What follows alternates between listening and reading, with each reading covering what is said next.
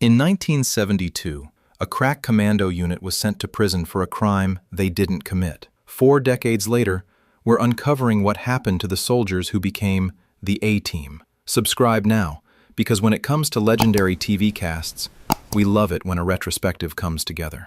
George Peppard as Colonel John Hannibal Smith. The black leather gloves, that signature smirk before announcing, "I love it when a plan comes together." George Peppard didn't just play Hannibal Smith. He became the strategic mastermind who turned the A-Team into must-see television for 98 episodes across 5 explosive seasons. Here's what most people don't know. Peppard was relieved when the show ended in 1987. He reportedly compared the series to an out-of-control freight train that would never stop, and when cancellation came, he was visibly thrilled. The role had rescued his fading career, but 5 years of explosive action sequences and reported tensions with co-star Mr. T had taken their toll. Born October 1, 1928, in Detroit, Michigan, Peppard was 54 when the A-Team premiered. He'd already lived a Hollywood life, starring opposite Audrey Hepburn in Breakfast at Tiffany's, commanding the screen in The Blue Max, and playing millionaire sleuth Thomas Banachek on television. But by the early 1980s, work had dried up. The A-Team gave him one final shot at stardom. Behind the scenes, Peppard was fighting personal demons. He overcame a serious alcohol problem in 1978, spending his remaining years helping other alcoholics break their addiction. A 3-pack-a-day smoking habit eventually caught up with him. Lung cancer was diagnosed in 1992, requiring removal of part of one lung. He quit smoking immediately. Peppard married 5 times and fathered 3 children. His personal life was turbulent, but his professional dedication never wavered. Just 3 days before his death, he completed filming a pilot called The P.I., intended as a Matlock spin-off with Tracy Nelson. The episode aired May 5, 1994. 3 days later, on May 8, 1994, George Peppard died from pneumonia at age 65, a complication of his lung cancer battle. He was buried in Northview Cemetery in Dearborn, Michigan, alongside his parents. His estimated net worth was $5 million. Mr. T, born Lawrence Terode, as Sergeant B.A. Baracus, the Mohawk, the gold chains weighing pounds around his neck, the growled threat, "I pity the fool." But I pity the fool. Mr. T didn't audition for cultural icon status. He earned it one intimidating glare at a time as Sergeant Bosco Albert B.A. Baracus, the mechanical genius with a bad attitude and an irrational fear of flying. Here's what most people don't know.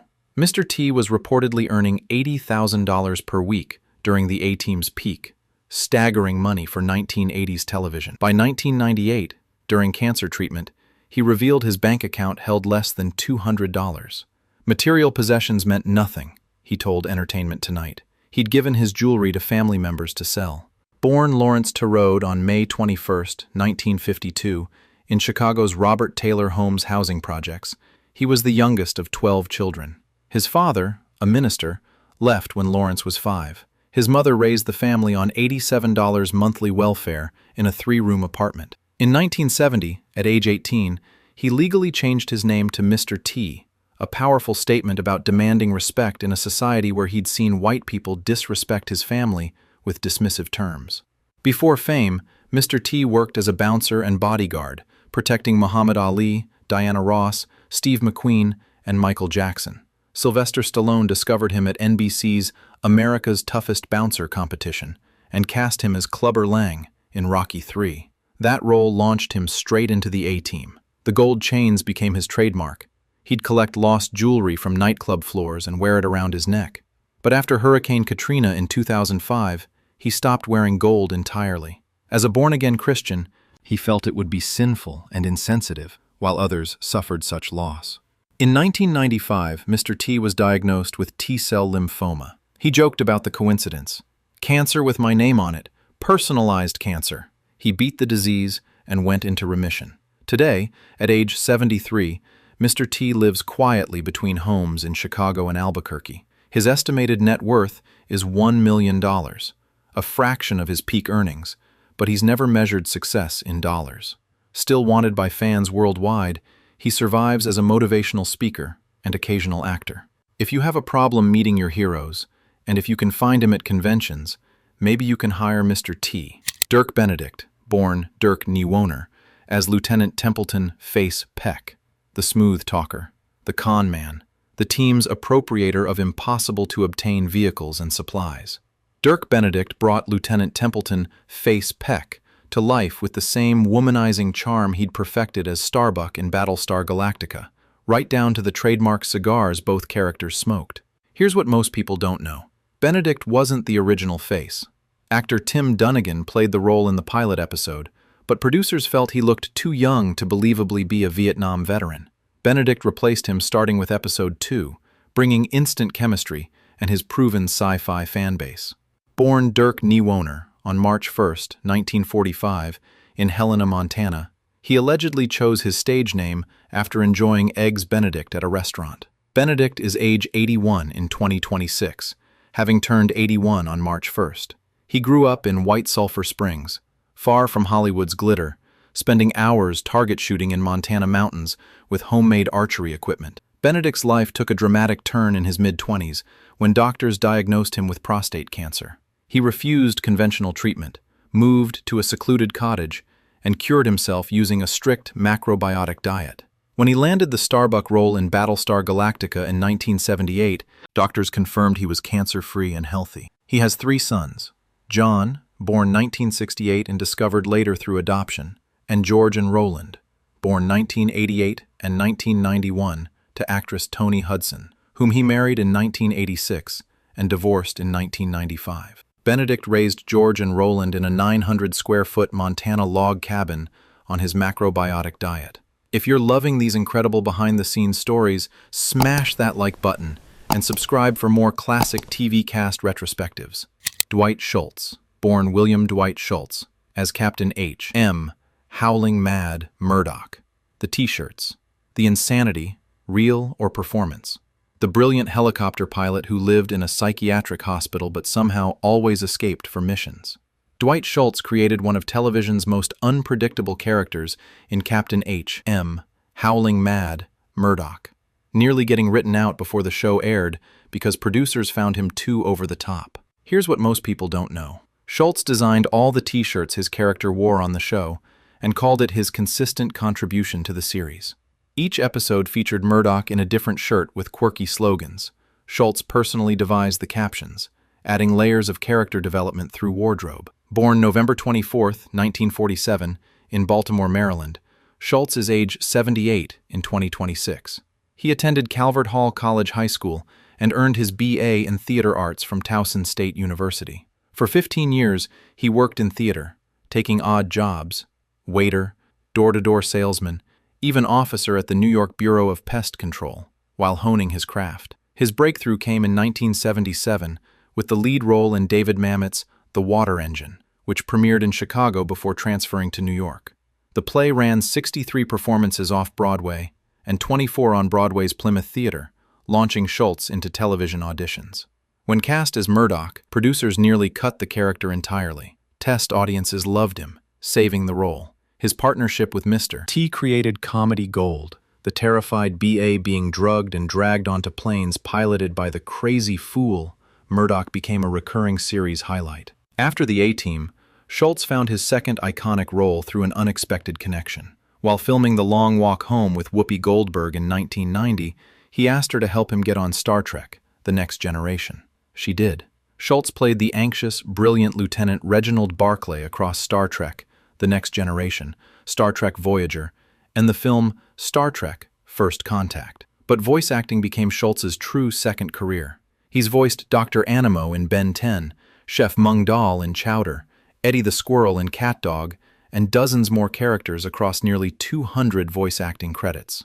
Married to Wendy Fulton since 1983, Schultz has one daughter, Ava, born 1987. His estimated net worth is $3 million.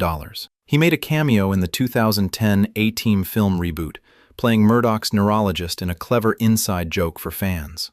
Robert Vaughn, as General Hunt Stockwell, Season 5. The mysterious CIA operative, the general who finally caught the A-Team, not to imprison them, but to force them into working for the government on impossible missions in exchange for pardons they'd never receive. Robert Vaughn joined the series in its controversial 5th season, bringing gravitas and a legendary resume to a show desperately fighting declining ratings. Here's what most people don't know. Some fans blame Vaughn's character for killing the series. The format change, from fugitives helping underdogs to government operatives on international assignments, alienated the core audience. NBC canceled the show mid-season after just 13 episodes, with the final episode airing during reruns on March 8, 1987. But Vaughn wasn't the problem. He was a last-ditch rescue attempt. Born November 22, 1932 in New York City, Vaughn arrived at the A-Team as a certified Hollywood legend. He'd played the suave spy Napoleon Solo in The Man from UNCLE, won an Emmy for Washington, Behind Closed Doors, earned an Oscar nomination for The Young Philadelphians, and starred in The Magnificent Seven as the quiet, nervous gunman Lee. He was the last surviving member of that film's main cast. Vaughn held a Ph.D. in communications from USC. His 1970 doctoral thesis examined the House Un-American Activities Committee's influence on American theater. A passionate Democrat, he chaired California's Democratic State Central Committee Speakers Bureau in the 1960s and campaigned against the Vietnam War with Another Mother for Peace. In 1974, Vaughn married actress Linda Staub.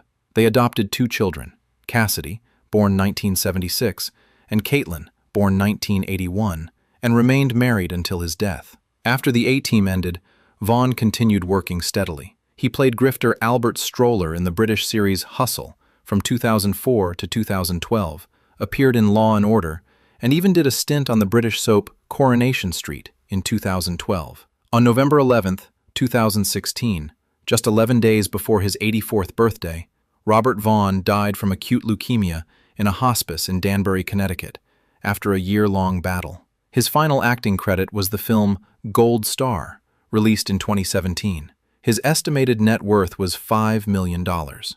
Melinda Culea as Amy Amanda AAA Allen, the only woman brave enough to hire fugitive soldiers for a rescue mission into Mexico. The character who joined the A-Team for 24 episodes before disappearing from the series amid controversy, firings, and conflicting stories about what really happened behind the scenes. Here's what most people don't know. Melinda Culea was fired mid-season after asking for her character to participate in action sequences. She reportedly suggested Amy could try to help, but get in the way, adding comic relief while giving her something meaningful to do. Producers refused. Star George Peppard reportedly didn't want a female co-star, and producers felt Culea was too tomboyish. She discovered her firing when she received a script with no lines for her character. Born May 5, 1955, in Western Springs, Illinois, Culea is age 70 in 2026. She worked as a model before acting, landing a successful Burger King commercial campaign that helped her break into television. The A-Team seemed like her big break, a starring role on a hit NBC action series premiering after Super Bowl XVII. But the pilot's feisty, capable Amy Allen became a token female in subsequent episodes, tagging along with minimal plot involvement. Culea's frustration grew. Producer John Ashley allegedly told her agent, "Tell Melinda to shape up or she's out." Weeks later, she was gone. Her final appearance was Season 2, Episode 12, The White Ballot. After her A-Team departure, Culea landed the lead in Aaron Spelling's 1984 series, Glitter, but it was canceled before the season ended. She bounced back with guest roles on Saint Elsewhere, Knots Landing, playing Paula Vertosik for 28 episodes from 1988 to 1990, Beverly Hills 90210, The X-Files, and a memorable Star Trek, The Next Generation episode called The Outcast. In 1994, Culea worked on the John Candy film Wagons East, directed by Peter Markle. She married Markle in 1995. They have 2 children, Lily and Lucas. Culea retired from acting in 2001, shifting focus to writing and art. In 2016, she published an illustrated mystery novel called Wandego through Griffith Moon Publishing. Her estimated net worth is $500,000 to $1 million.